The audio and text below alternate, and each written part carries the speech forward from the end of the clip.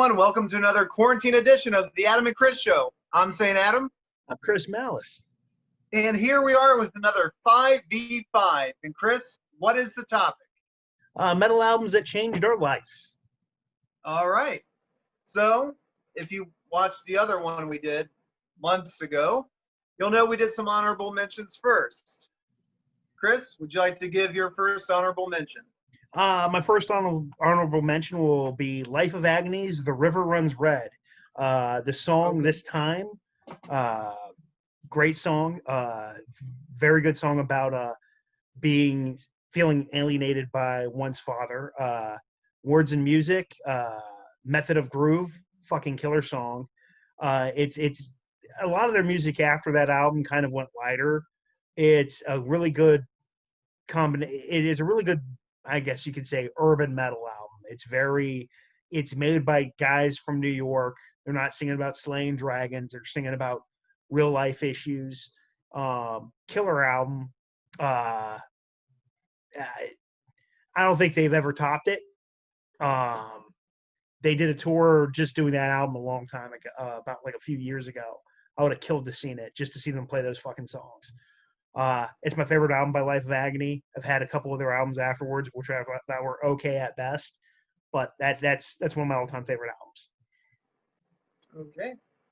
Well, my first honorable mention is actually a tie between two albums. I guess I'm just indecisive like that, but they're both Judas Priest albums. Mm-hmm. We got Screaming for Vengeance and Jugulator. Ooh, yeah. Screaming for Vengeance. Yeah.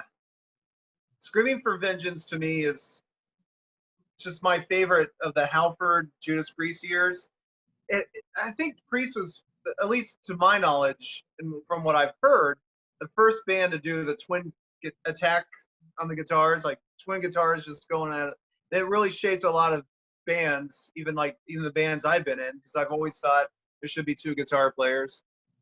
Halford's vocals are just, the guy can do pretty much anything. High-pitched to mid-paced singing and crooning to even lowering his voice. And we get to see that in this. Jugulator, the first album they did with Tim Owens, and that was like Priest just saying, fuck it. They didn't make any albums since Halford left in the early 90s. This was like their comeback album. They threw all commercial sensibilities out the window, wrote violent lyrics to violent music, and just made an amazing album. Yeah, that's a great album. So what do I have next? Ooh. You tell me. Machine Head's The More Things Change is my favorite Machine Head album. I was just recently listening to Unto the Locust. That's my second favorite Machine Head album. I know it's not The Blackening, but those are my two favorite Machine Head albums. What I like about The More Things Change is Rob Flynn's guitar tone and his playing style is completely different than when they found metal again after they went through their new metal phase and went just being a heavy metal band. He's very distinct. Blood of the Zodiac was one of my favorite songs on there. I still think the best song on there is 10 Ton Hammer. I remember that opening riff. I love the song Spine off that album. That bass riff really good. Just so powerful, man. What's another one of the songs? Something about a drill. There's so many great fucking songs on that album. It's a very nihilistic album too. So there's no hope of joy after listening to that. And Rob's really good at doing a lot of the vocal harmonies with more clear vocals on that album without going into supercharger territory where he sounds like a pussy. Okay. Well, my second honorable mention is Demanufacture. Yeah, that's a good album. That's a great album. I love, especially for the time it came out, you weren't hearing albums like that. At least they are few and far between because this was 95. Music was going from grunge to alternative. You weren't hearing a lot of like heavy things. except for bands like Pantera, Slayer, and of course Fear Factory, who put out this album with insane drumming, insane guitar riffs, and this kind of industrial sound, which I had never really been exposed to until that point.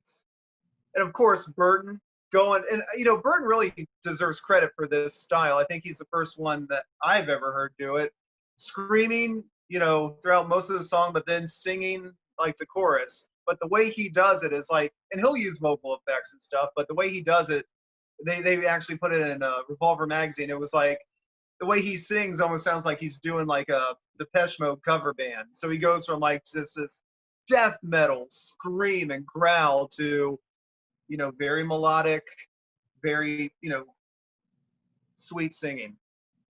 Great album, front to back, great album. Oh yeah. I really like, again, song Replica, killer tune. Yeah.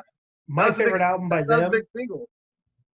My favorite album by them is they also got the Roadrunner curse, where they released shitty albums after they did Digimortal. My favorite album by them though is still Soul of a New Machine.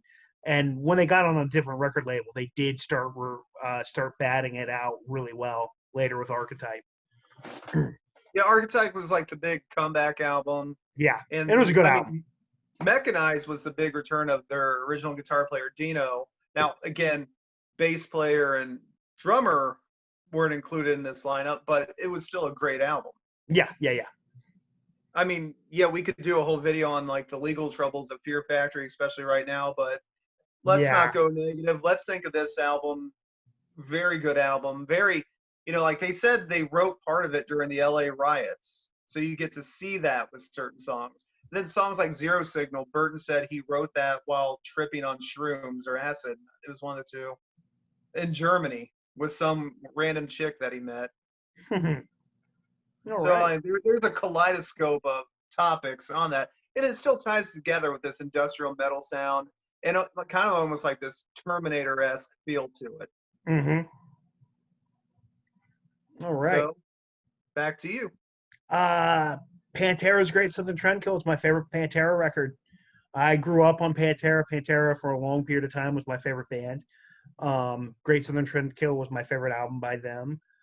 It's their most nihilistic. The song Warner, the way it opens up, the Vinnie Paul's drum kicking in, so much good with it. Floods, what I think is one of their best songs on that record. It's slow, it's dark, it's dreary. The Underground in America, the guitar playing that Dimebag has on there, I believe he's playing in G tuning. That fucking thing is so low that the strings are, I don't know how they're fucking still on there. Just the tone he gets out of that on that fucking song, how meaty and mean it is. Suicide Note 1 and 2. Oh yeah, both fucking killer tracks. The only reason, again, no pun intended. Yeah, this is the only reason, again. Sandblasted Skin, Tens. The title track, the opening track, the title track. Yeah. Just the way it comes in. Yeah. Well, the reason I voted down lower is, again, when I think about not just, the tragedy of Dimebag getting murdered, being sad. It's just the fact that after something like that nothing, there was no way for them to get back together, even if they had Zakk Wylde, which people were like, oh, that's going to happen. That ship sailed. Vinny's gone now. There's not going to be a Pantera 2.0. It's done. I guess Phil could like do a tribute to it for like a one tour, call it the Cowboys from Hell or something, and have two other musicians stand in. Well, it's possible, but I don't know if it's likely. Well, when they were touring with Slayer for Slayer's last tour, Phil and Selma and the Illegals were just covering Pantera material. Mm-hmm. I think it was Cowboys from Hell. It was all Pantera material.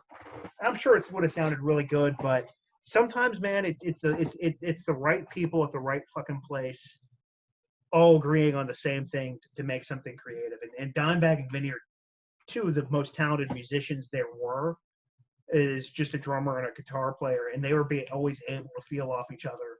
And that's another thing you have to have. You can be musically talented, but you have to have a connection between that other person that you're playing with, you know. And I know that from the experience seeing my old bass player, my old drummer, and my old guitar. Those people just connect with each other and be able to create great stuff. Yeah, I mean, Pantera's a great band. I wanted to put them on my list. I struggled. There's just another band at the number 5 spot that had to take it.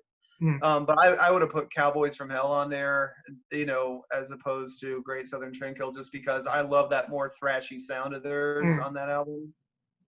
But I mean, all around, that's a great honorable mention right there. Yep, your third.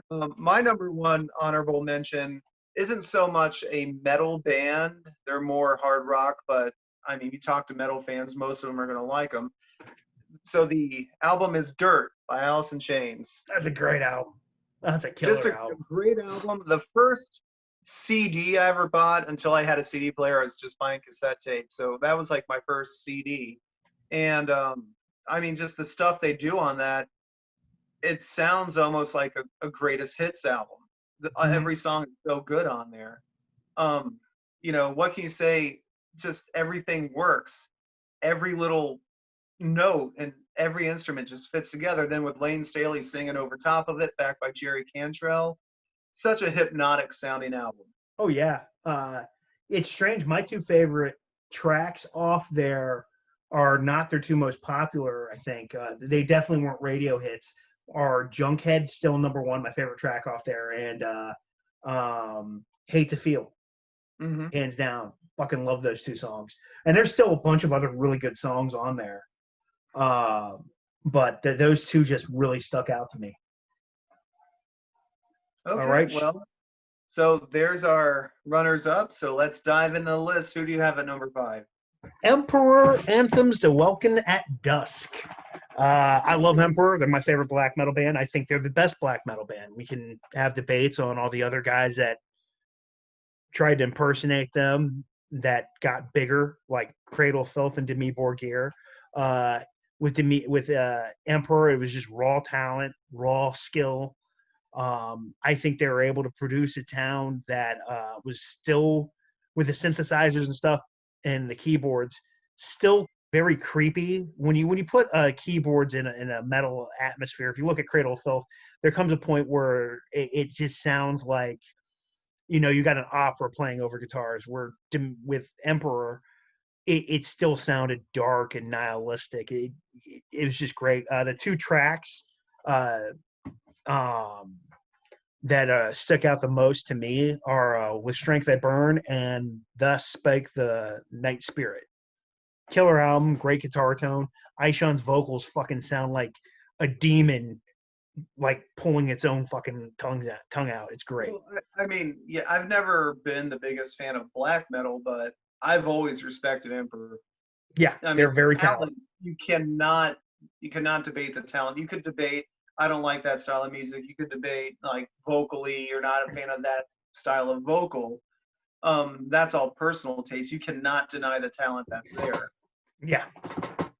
So yeah, I would say they're the best black metal band. I would say that is an excellent album to choose. Number 5, I chose, and this is kind of a cheat, but I gotta explain this. I chose the album We Sold Our Souls for Rock and Roll. It's a best of by Black Sabbath. I had to put Sabbath on here. They were the first metal band. Anyone that's a fan of metal, be it any type of metal, can all sit down and listen to Sabbath and really dig it. And, you know, I just like to show, I like collection albums like that can show where they went from the beginning to the, you know, to the end of that tenor. I mean, Ozzy, you know, was fired in the last album they did together in that original lineup. And it just shows how they grew. It shows the peaks and valleys, even like on records that some people didn't think were as good, like Volume 4, still really good in my opinion. Very raw sounding at times. And I mean, if you look at any of the tracks off Master of Reality, just the tone they got on that alone is insane. So, quick question. What's your view on Zach Sabbath? I don't mind it. I like Zakk Wylde. I like Black Sabbath songs. Every band we've ever heard has at least covered one Sabbath song Yeah, at yeah, some yeah. point or another. So My don't mind. issue, I don't hate it. I'm not that big of a fan. My issue is the tones that Iommi gets, that kind of 70s kind of tone. I think it's drowned out by Zach putting a lot of his own spin on it. Well, And I mean, it is a cover yeah, yeah, of, yeah, of that stuff. It's a tribute band, yeah. so the That's fact why that I'm he's not foaming adding at his the own mouth, pissed flavor on about it, it. Zach's not presenting it as the his version of Black Sabbath. It's a tribute thing. So right? Okay. What's your number? Oh, actually, we both have the same number 4, don't we? yep, Slayer, Ooh, Rain and Blood. absolutely. To, I will I say mean, it's the best thrash metal album. everything they did in that album, and they only did it in 28 minutes, but it's a hell of a 28-minute album. Oh yeah, it's a No power believing. album. I mean, every song on there, they're just knocking it out of the park.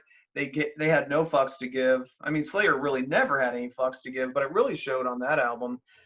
But I think it's the first time like they actually got to sound a little better. Because if you think of their albums before that, like Hell Awaits and Behind in the Chapel, I just think I heard Dave Lombardo talk, and they mic'd his drums differently on those early albums, so where like the cymbals were mic'd differently, so like some of it was overpowering. Where when Rick Rubin came in, he knew exactly how to mix it, exactly how to mic everything, and it just sounds amazing. Yeah, that's a killer album. I fucking love it. Rain and Blood, Absolutely. Angel of Oh, Death. I mean, criminally insane, which is criminally underrated. Yeah, yeah, I mean, you can just look at if Slayer only did one album in their career, it could have been this album, and they'd still be as respected without the other backlog. Not to take anything away from those albums. I mean, that's yeah, just how good this album is. yeah, yeah. South of Heaven's really good too, and I like Divine Intervention. Okay. You debate about Undisputed Attitude, but that's for a different time. Well, what do you have at number 3? Crowbar's Odd Fellows Rest. I love Crowbar. They're one of my favorite bands. I love the fact that I think my view, I'm starting to look like Kirk now. Kirk's got a very distinctive guitar tone, and it sounds like a fucking gigantic anvil crushing things in a very slow mode. Yeah, he's now my favorite guitar player. And a surprisingly good vocalist when you think about it. I mean, he's never really given his due on vocal work. Everyone comments on his guitar work, and it's work that should be acknowledged. I'm not taking anything away from that, but vocally, he's a pretty good singer, and I don't think people really give him as much credit. The 3 tracks I would recommend from it are, of course, Planets Collide. That's kind of my favorite Crowbar song. Yes, it's a great song. 1,000 Year Eternal War. And Suffer Is One. Oh, God. How And Suffer Is One just starts off fucking just beating you in the head. I fucking love that song. What's your number 3? My number 3 is, and you mentioned this album earlier. It made my list. The Blackening by Machine Head. Yeah, that's a good album. Such an amazing album. It's like, it reminds me of Injustice for All, but you actually can hear the bass in it. Mm-hmm. But the timing changes, the rhythm changes. This album. Obviously you and I weren't a fan of Supercharger. Half of the Half of the Burning Red we didn't like. This album really redeems everything with that. Yeah. To me, it's like just so well put together. There's so many moving pieces, so many different start and stop on a dime. Lyrically, I mean, I can't praise the lyrics enough. Yes, it's a political album, and yes, I am sided on that political spectrum with Rob Flynn, but I think it just speaks to everyone when you really sit down. Maybe not every song, but I mean, like the song Halo. I think of the Westboro Baptist Church when I hear that song. So in the special edition, which shows like rough cuts of the tracks, covers, and things like that, I think that's a superior version of a superior album. Yeah. And it's funny because the album before that was pretty good. Through the was it Through Ashes of Empires? Ashes of Empires, yeah. Yeah, it's a good album. It was a good album, but then the Blackening came and just crushed it. Yeah, yeah. I like Unto the Locust is my second favorite one. Of course, my third favorite is Burn My Eyes. But Blood and Diamonds afterwards is still pretty good. We won't talk about Catharsis. Right, but to me, the Blackening still is above all those because of they were listening to a lot of Rush and the album 2112. So a lot of the wacky timing signatures. And I mean, if you're drawn on Rush for like inspiration, I mean, what better album, right? So that's a musician's album, and then this is their response to that album, and it's just mind blowing. So I can't praise it enough. I urge everyone to check it out. And I mean, if you don't like this, if you don't like the Blackening, I can't help you then. I can't reach you. All right. My number 2 is Unsane's Visiqueen. Okay. There's no other band that sounds like them. They are what they call noise rock. It's very grimy. It sounds like it was recorded in an abandoned factory. Their guitar player plays with just a lot more of a stripped down tone. It sounds very like old school, like grimy rock with a bass that sounds like a fucking shotgun going off. The vocals are nasty as fuck. Each album cover that Unsane has is very violent, but not Cannibal Corpse over the top violence. It's just like you'll have one album cover is this one in particular is like a woman in a body bag in a fucking in a thing of grass. That's it.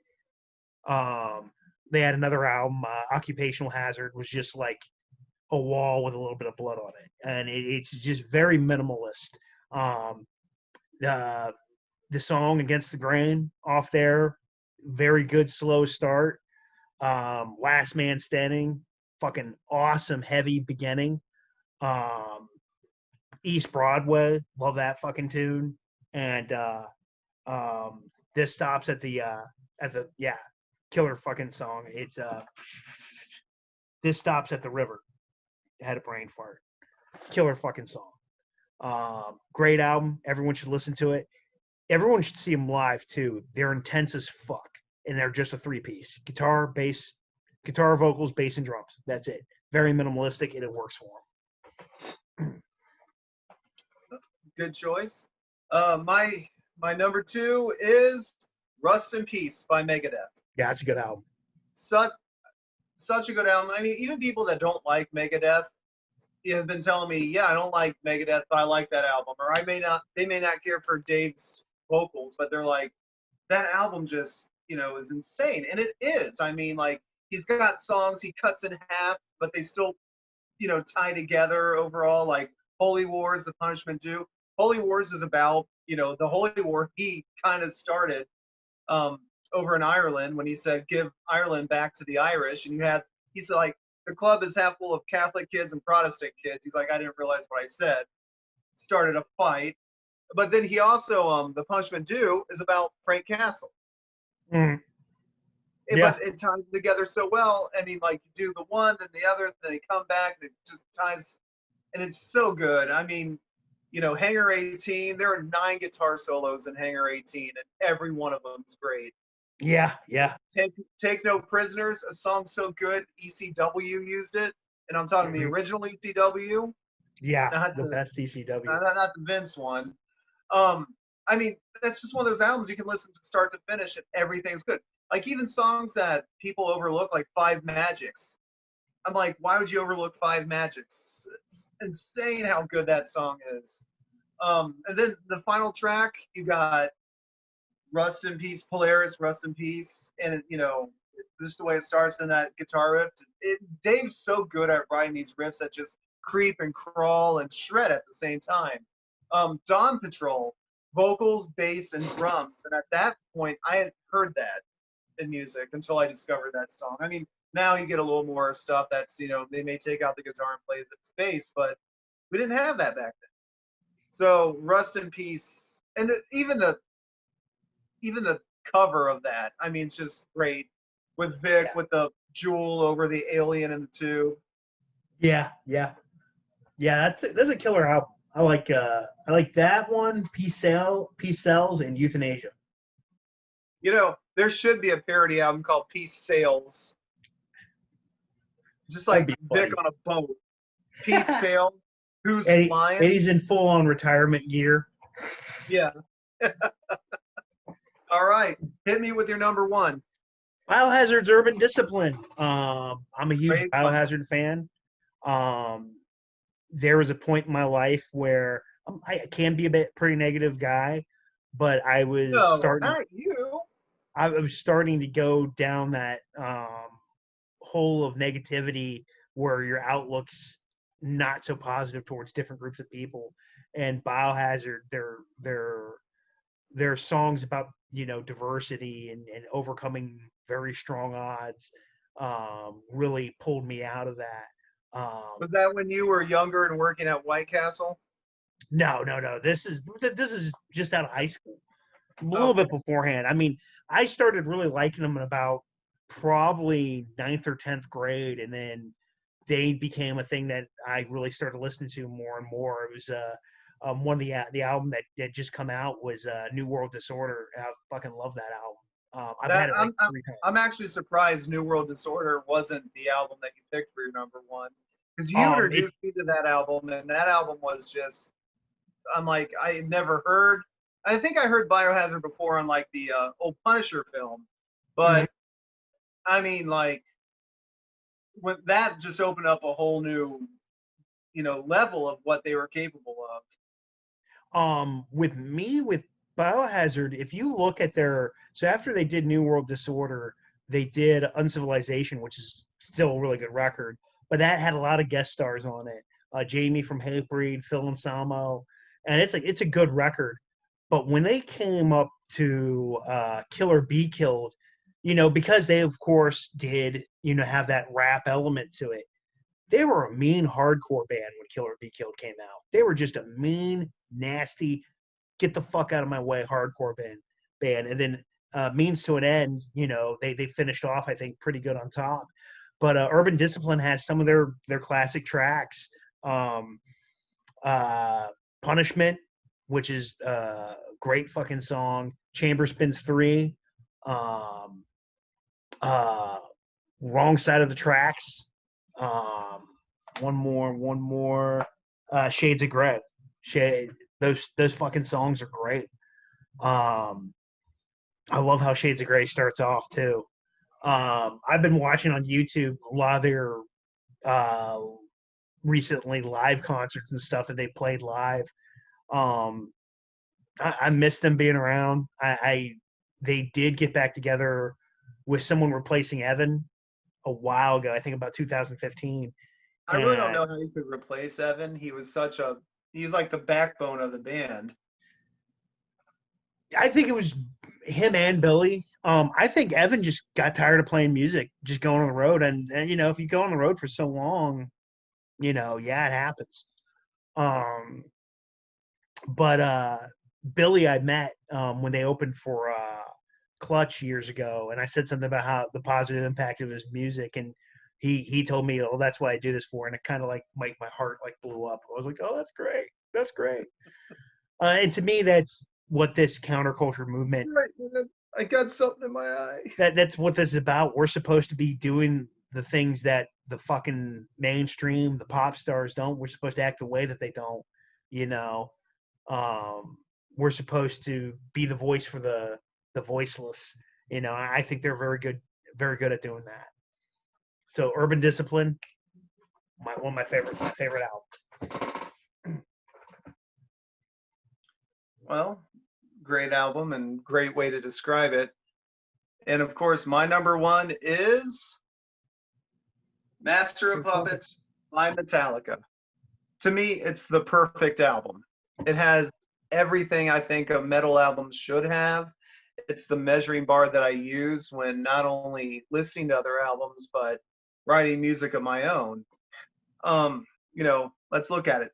The crunchy, heavy, shreddy guitars, you know, Cliff Burton's bass work. What can I add to that that hasn't been said? I mean, Cliff was a genius, and Mhm. his bass work was all over the place, and it all made sense. Lars, you know, people like to shit on Lars now, but he was a good drummer. I mean, I think he still, you know, tries like you see on like, you know, Hardwired, but, you know, just abuse on his body, he can't play some of this stuff anymore. But back then, you know, he was a beast. Maybe not Dave Lombardo, but still really good.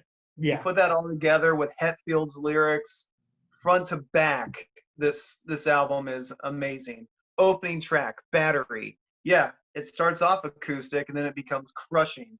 Followed up with the title track, Master of Puppets.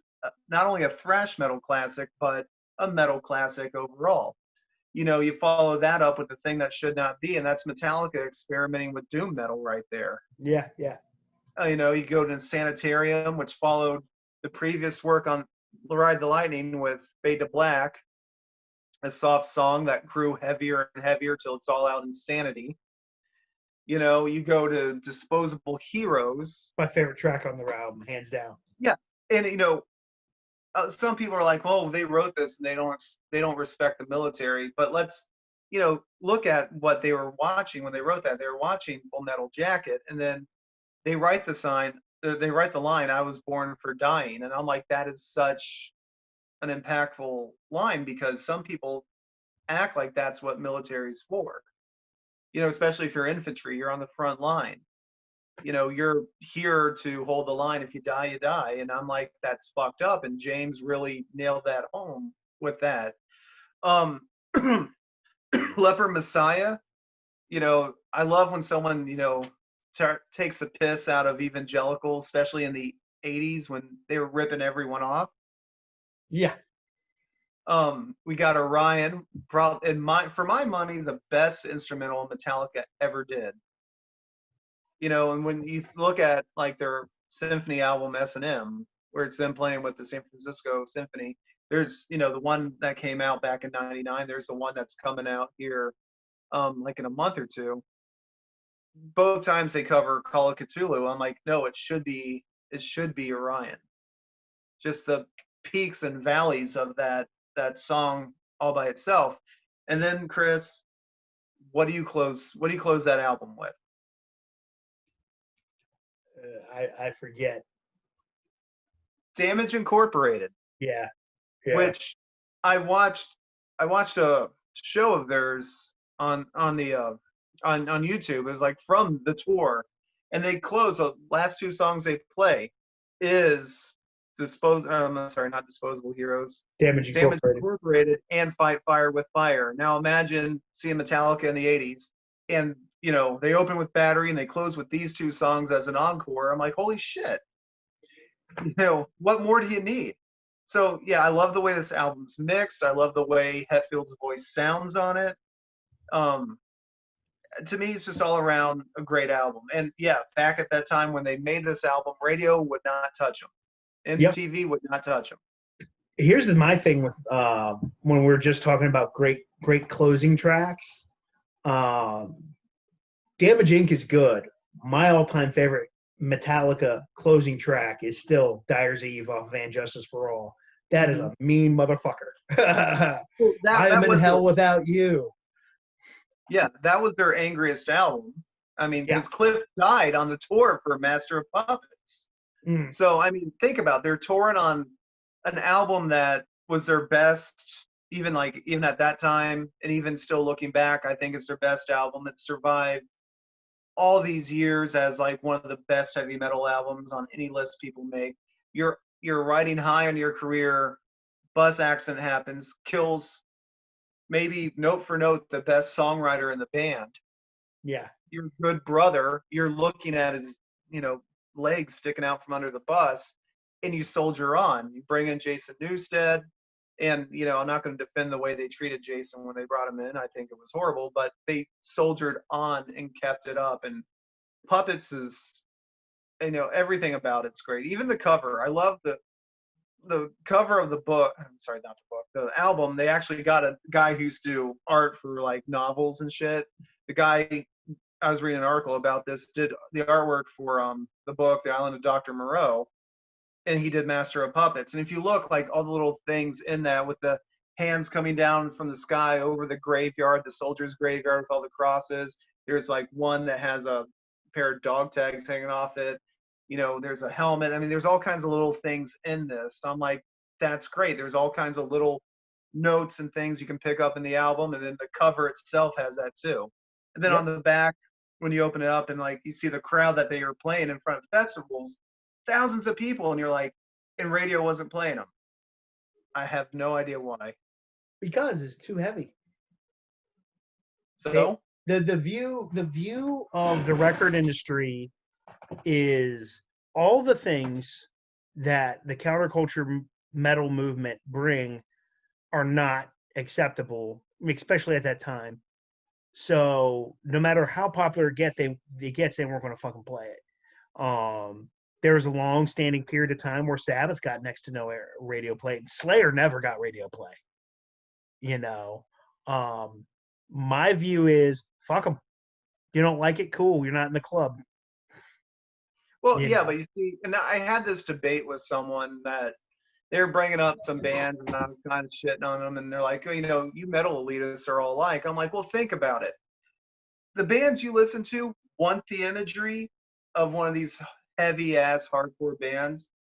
They just don't want to write the music to support it. They want the imagery. They want that look, but they won't go all in with it. And to me, that's pathetic. Well, it's not just they don't. A lot of those bands don't have the fucking talent to do it because they didn't learn their instruments. They just went to drop D and just started fucking smacking their fucking fingers up and down the fucking neck.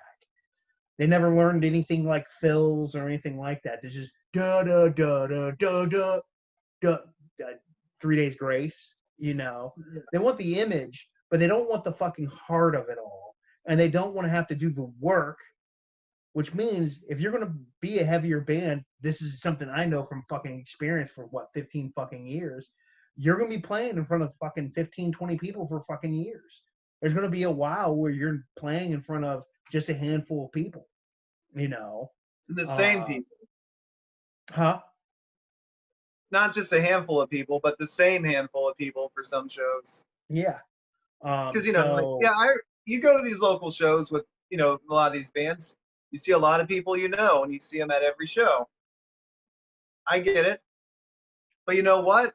Like, you look at these albums, Master of Puppets has, been around since '86, and it's still looked at as this great heavy metal album. You look at 3 Days Grace, I can't even name an album by 3 Days Grace. Yeah, because it's just it's just product. It's not art, it's product. It's not metal, it's product. It's not rock, it's product, okay? What they did is they went to Hot Topic and said, this is what the counterculture motherfuckers look like. Look like them, but don't play like them. We want the image, not the actual heart of it. That's why most of those bands won't fucking, when the war in Iraq was going on, most of those bands sat on the fucking sidelines, didn't have an opinion about it, because their record label bosses were like, no, don't fucking go there. And that's why Lamb of God, when they come out at the time, was so refreshing, them and System of a Down, because they fucking didn't care. Yeah, we're going to say whatever the fuck we want.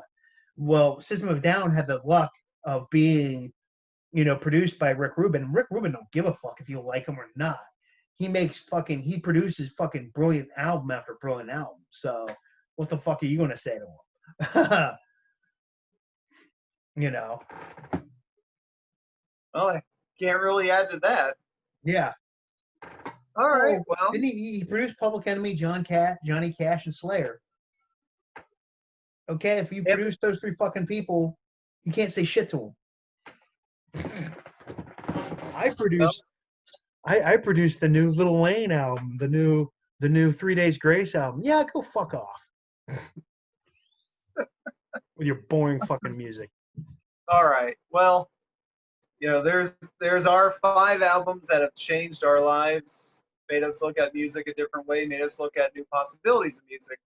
If you out there have one that you'd like to tell us about, or 5 you'd like to tell us about, let us know in the comments section below. If you like this video, give us a thumbs up. Maybe subscribe to the channel and see our own insanity infect your internet. Feel free to follow us on all our social media. We're talking Facebook, Twitter, Instagram. Chris's OnlyFans is coming for those of you that have been demanding that. I don't have an OnlyFans. I don't. I think if I did, though, it'd be a great way to fucking troll. Probably. You know that singer of the band Attila has an OnlyFans account, right? No, I didn't, and I don't want to know that. Yeah, because they're not a good band. I just don't want to know that. I just don't want to know that. Well, no, I guess he gets these fucking like people, like girls that are fans of his. I don't know. I know at one point he had a girl that was like tied up naked with a gun up to her head. I'm like, yeah, maybe not do that. Maybe you not. had me until the gun to the head thing. Don't. I'm like, okay, people showing their fetishes, but what? It's all right. Well, on that note, from the Adam and Chris show, I'm St. Adam. I'm Chris Malice. We'll see you later.